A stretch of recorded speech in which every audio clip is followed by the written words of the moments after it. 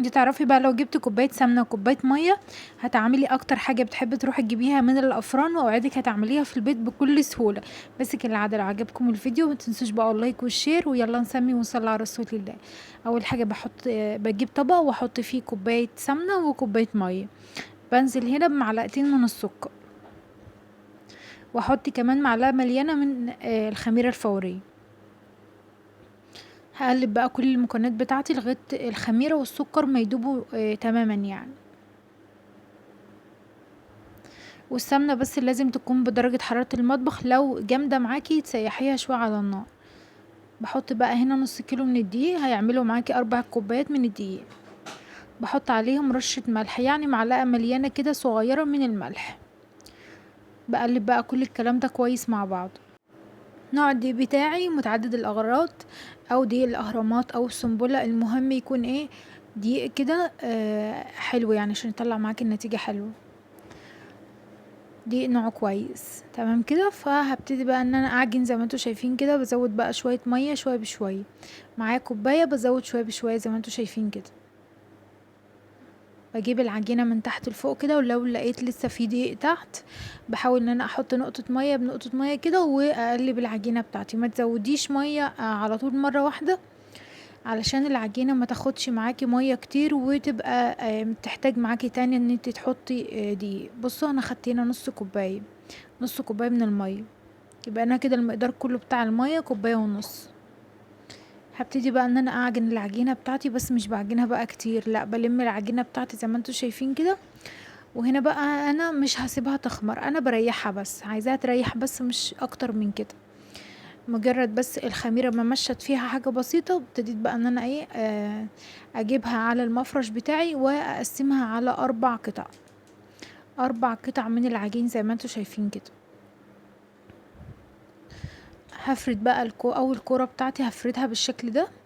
وبعد كده هتلاقيني بلفها على بعضها. بصوا وانا بلفها بضغط، وانا بلف بضغط، بخلي بقى القفل بتاعها من تحت، وبعد كده بكورها على بعضها واركنها واعمل غيره كده. بصوا سهلة وبسيطة ومفيش اسهل من كده. بفردها وبعد كده هاجي على اول طرف منها واضغط، وبعد كده هسيبها بس تريح معايا شوية.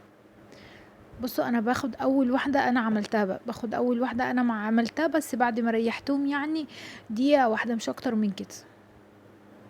بفرد بقى كده على الرخامة زي ما انتوا شايفين كده بين ايديا، وابتدي ان انا ايه، بس مش عايزاكي تفرديها او ما تطوليهاش او، عايزه السمك بتاعها يبقى مظبوط كده. يعني بجيب صوابع ايدي وابتدي ان انا افرد كده، واجيب النشابه واسويها برضو افردها، بس اضغط عليها ضغطه بسيطه. بس كده هبتدي بقى ان انا اجيب سكينه او اي حاجه عندي، المهم تقطعيها بالشكل ده. ما تحاوليش ان انت تخلي السمك بتاعها تخين، لا انا عايزاه يعني السمك يكون حلو متوسط، لا هو تخين قوي ولا هو رفيع قوي، علشان التسوية تكون واحدة. صينية بقى، اي صينية عندك ومش مدهونة اي حاجة، وتبتدي بقى ان انت ترصي فيها القريش بتاعتنا. وهتعملي بقى كل الكمية بتاعتك بنفس الطريقة دي. لو وصلتوا بقى لغاية النقطة دي ما تنسوش بقى تذكروا الله وتصلوا على الرسول عليه افضل الصلاة والسلام، عشان ناخد حسنتين مع بعض.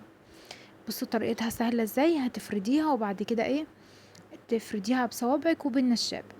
بص دي بقى انا حطيت عليها سمسم، لو حابة انك تحطي عليها سمسم. بعد ما حطيت السمسم هتمشي بس بالنشابة كده ضغطة بسيطة عشان يلزق فيها. وبعد كده بقى تقطعيها زي ما قطعنا الاولانية، حابة تعملي كلها بسمسم، حابة تسيبيها سادة براحتك خالص. وترصيها بقى في الصينية، بس سيبي مسافة بين كل واحدة والتانية علشان لسه ايه هتخمر معانا، وبرضو لسه هتدخل الفرن يتضاعف حجمها شوية، تتنفخ معانا شوية ان شاء الله. هسيب لكم المقادير بتاعتها في اول تعليق مثبت. بصوا بقى بسيبها بقى تختمر معايا شويه تمام كده.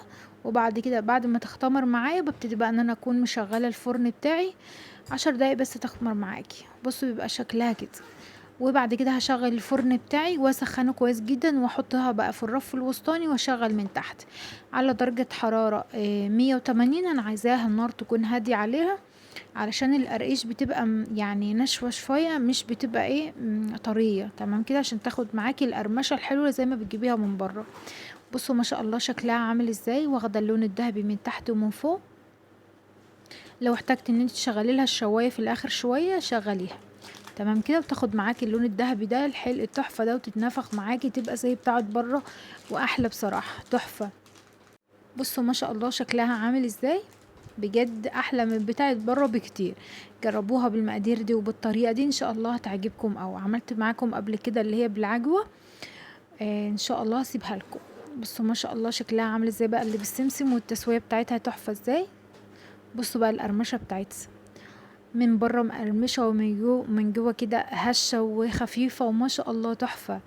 جربوها بجد مش هتبطلوا تعملوها، وعمركم تاني ما هتروحوا بقى تشتروها من الافران بقد كده. بصوا بقى تحفه، اعملوا منها كميه وكتروا بقى الكميه بتاعتكم وشيلوها عندكم، بجد بتبقى حلوه قوي في الفطار وفي العشاء. بصوا ما شاء الله كده مش لازقه في الصينيه، وبتتسلك معاكي بكل سهوله. احتفظي بيها عندك بقى، او احتفظي بيها عندك واحفظيها عندك على التليفون علشان لما تعوزيها ترجعي لها تاني. بس كده انا الفيديو بتاعي خلص، يا رب يكون عجبكم. بتمنى لو عجبكم بقى ما تنسوش بقى تقولوا لي يستاهل كام من 10، وتقولوا لي بقى بتتابعوني من اهل بلد.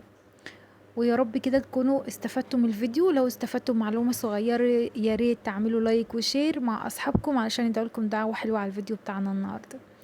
واحفظوها بقى عندكم كده في علبة تكون محكمة الغلق علشان ما تطرش معاكم. بصوا شكلها تحفة ازاي، واشوفكم ان شاء الله على خير في فيديو تاني، مع الف سلامة.